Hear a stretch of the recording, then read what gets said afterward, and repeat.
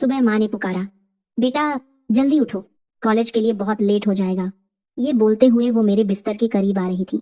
उनकी आवाज सुनते ही मैंने आहिस्ता से आंखें खोली और बिस्तर पर बैठ गया।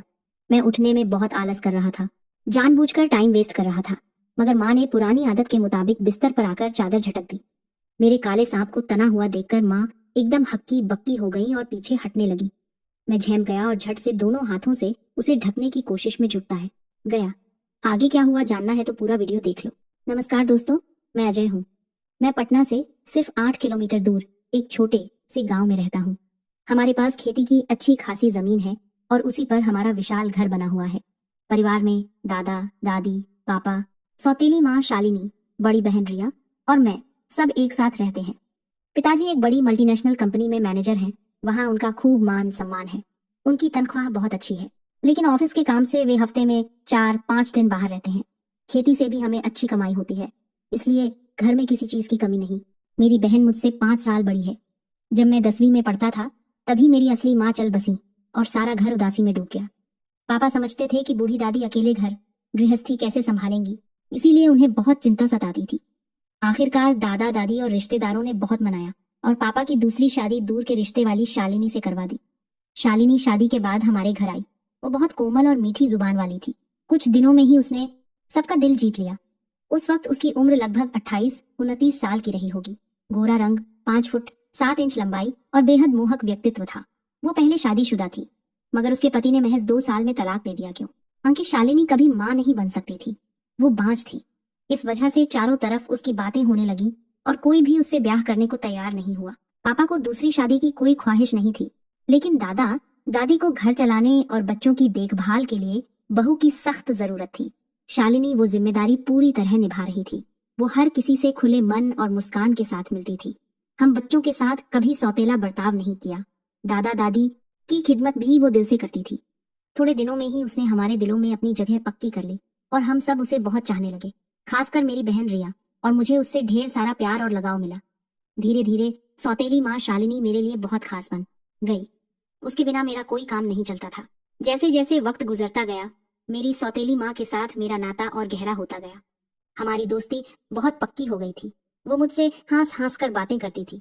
हम दोनों खूब शरारतें करते थे। कभी मैं उसे प्यार से जकड़ लेता तो कभी वो मुझे गोद में उठाकर बहुत चुमकारती थी। उस दौरान मेरे मन में कोई गंदा विचार नहीं आता था। धीरे धीरे साल बीतते चले गए। जब मैं इंजीनियरिंग कॉलेज के तीसरे साल में था, तब दादा दादी कुछ महीनों के अंतराल पर हमें छोड़कर जा बैठे। घर का बड़ा आधार खिसक गया, लेकिन पापा ने पूरी समझदारी से सारी जिम्मेदारियां संभाली और घर को अच्छे से चलाया। रिया अब 26 साल की हो चुकी है। वो बहुत खूबसूरत है, इसीलिए उसके लिए अच्छे अच्छे प्रस्ताव आने लगे। शादी में कोई दिक्कत नहीं आई। एक योग्य लड़का मिलते ही पापा ने उसकी शादी बड़े धूम धड़ाके से की। अब वो अपने पति के साथ ससुराल में खुशहाल है। उसकी शादी को 3 साल बीत चुके हैं। उस वक्त मैं इंजीनियरिंग कॉलेज के आखिरी साल में था। कॉलेज सुबह जल्दी शुरू होता था, इसलिए मैं दोपहर तक घर लौटता आता था। घर में ज्यादातर वक्त मैं और माँ ही होते थे। कॉलेज से लौटते ही माँ की खुशी देखते बनती थी, क्योंकि दिन भर अकेले रहने से उन्हें कभी कभी मायूसी घेर लेती थी।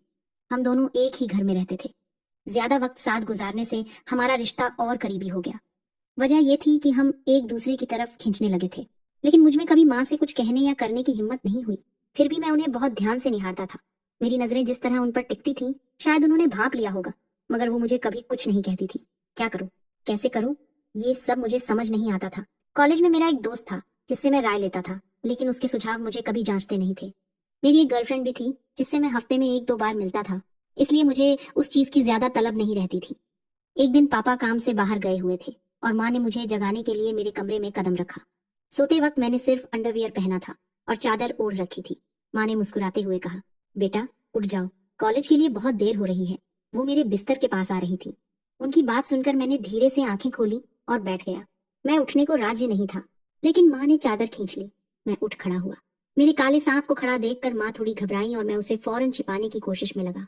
माँ ने पुरानी तरह हंसते हुए कहा, अरे बेटा, इस उम्र में ये सब आम बात है, शर्माने की कोई जरूरत नहीं। माँ मुस्कुराई और बोली, अब तुम जवान हो गए हो, चलो उठो, नहा लो, मैं चाय नाश्ता तैयार करती हूँ। फिर मैं उठा, बाथरूम में गया, नहाया, कपड़े बदले और डाइनिंग टेबल पर जा बैठा। माँ चाय और नाश्ता लेकर आई और मेरे सामने बैठ गई। उन्होंने झुककर प्लेट आगे सरकाई और कहा, लो अब खान शुरू करो। माँ अच्छे से जानती थी कि मेरे मन में क्या चल रहा है। वो जान बूझकर हाथ टेबल पर टिकाकर झुक रही थी और नाश्ता कर रही थी। मैं खा रहा था, लेकिन नजरें वहीं जम गई थी। माँ ने देख लिया और पूछा, क्या हुआ बेटा, इतना क्या सोच में डूबे हो? मैंने तुरंत कहा, कुछ नहीं माँ, बस तुम्हारे बारे में सोच रहा था। माँ हल्के से हंसी और बोली, अच्छा जी, मेरे बारे में क्या ख्याल आ रहे हैं, जरा बताओ तो। फिर मैंने कहा, माँ मैं तुमसे एक बात पूछना चाहता हूँ। माँ बोली, बोलो ना, पूछने के लिए इजाजत की क्या जरूरत। मैंने कहा, मुझे लगता है तुम मुझसे कुछ छुपा रही हो। माँ बोली, कुछ भी नहीं छुपा रही हूँ बेटा। फिर उन्होंने टॉपिक बदल दिया और कहा, तुम्हारा कॉलेज कैसा चल रहा है, और हाँ, कोई गर्लफ्रेंड बनी कि नहीं। मैंने कहा, हाँ माँ, 4-5 है, लेकिन एक सबसे स्पेशल है। इतना सुनते ही माँ ठहाका लगाकर हंस पड़ी, लेकिन मैं थोड़ा उलझन में था। फिर माँ बोली, काश तुम मेरे बॉयफ्रेंड होते। मैंने कहा, माँ तुम मजाक कर रही हो ना। माँ मुस्कुराई और बोली, नहीं बिल्कुल सच, अब तुम मेरे बॉयफ्रेंड हो। फिर माँ ने पूछा, वो दोस्ती सिर्फ दोस्ती है या उससे आगे भी कुछ है, अकेले में कुछ किया है क्या? मैंने कहा, हाँ माँ, हमने दोस्ती से कहीं आगे जाकर सब कुछ कर लिया है। माँ ने प्यारी सी मुस्कान के साथ कहा, तुम्हारी गर्लफ्रेंड बहुत खुशकिस्मत है, उसे तुम जैसा बॉयफ्रेंड मिल गया। मुझे उनकी बातों में थोड़ी खींच महसूस हुई और मैंने पूछा, क्या हुआ माँ? माँ ने कुछ पल सोचा और बोली, कुछ नहीं बेटा, बस कॉलेज के लिए लेट हो रहा है, अब जाओ, मैं थोड़ी देर अकेले बैठना चाहती हूँ। मैं उठा और कॉलेज के लिए निकल पड़ा। जाते जाते माँ ने मुझे गले से लगा लिया और कहा, अब चलो, बहुत देर हो गई। उनके आलिंगन में कुछ अलग सा सुकून था। तभी माँ की नजर नीचे मेरे सांप पर पड़ गई। उसे देखकर माँ शर्मा गई और चेहरा लाल हो गया। मैंने उन्हें प्यार भरी नजर से देखा और अलविदा कहा। फिर मैं कॉलेज चला गया। माँ की बातें, उनकी फीलिंग्स समझना, उनके दिल की बात जानना बहुत जरूरी था। कुछ दिनों बाद हमारा रिश्ता दोस्ती से आगे निकल गया और मैंने उनके साथ वो सब कर लिया। दोस्तों, अगर ये कहानी आपको पसंद आई तो चैनल को सब्सक्राइब कर लो और कमेंट में जरूर बताना कि कैसी लगी कहानी।